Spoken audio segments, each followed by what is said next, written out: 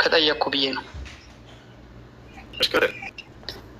ምንድነው ኢየሱስ ክርስቶስ ሲሞት ባይኑ ከሙታን ሲነሳ ያየው ካለ ንገረኝ ስላለው እኔው መጽሐፍ ቅዱስን ሳነብ ኢየሱስ ክርስቶስ እንደሞተ እና እንደገንዘው የቀበሩት ሐዋርያቶች አሉ።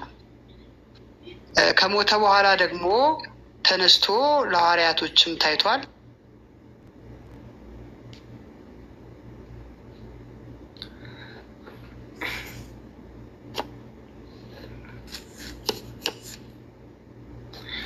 ይሰማል? ማን ሚውት ተደረገ ነው እንጂ ሚውት አደረኩ። እሺ ሚውት አታደርጓትም። እንደሞተ ስለታወቀ መነሳቱ ሪል ነው ልፈልግ። በቃ ዋናው መሞቱን ማረጋገጣቸው ነው። አንደኛ ጥያቄው ትክክለኛ ጥያቄ ነው መሰለህ። ጳውሎስ ራሱ ነው የክርስቶስን መነሳት ወይንም ትንሣኤ ማድረግ የክርስትናን እውነተኛነት ማረጋገጫ አድርጎ እንደ መስፈርት ያስቀምጠው። ክርስቶስ ከሙታን ካልተነሳማ ክርስትናችን ውሸት ነው፣ ስብከታችንም ከንቱ ነው አለ ጳውሎስ። ገብቶሃል? ስለዚህ መነሳቱ ነው ዋና መሰረት የተደረገው።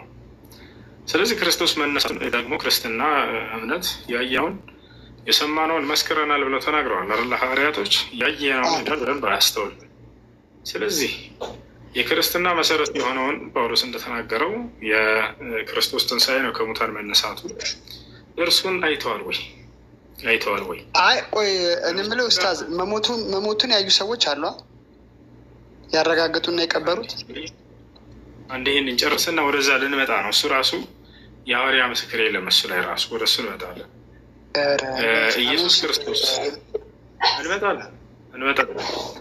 አንዲት ቦታ ላይ ኢየሱስ ክርስቶስ ሲነሳ ያየው ሐዋርያ የለም አይደለ? እሱን እንጨርስና ይሄ ጥያቄ ምን ያክል አስፈላጊና ወሳኝ እንደሆነ ደግሞ በሌላ ጥቅስ አስረዳለሁ።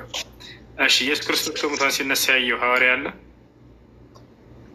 ኢየሱስ ክርስቶስ ከሙታን ሲነሳ ስትል የተገነዘበትን ጨርቅ ቀዶ ሪዘሬክት ሲያደርግ ልክ ከሞተበት ብድግ ሲል ያየው ሰው የለም።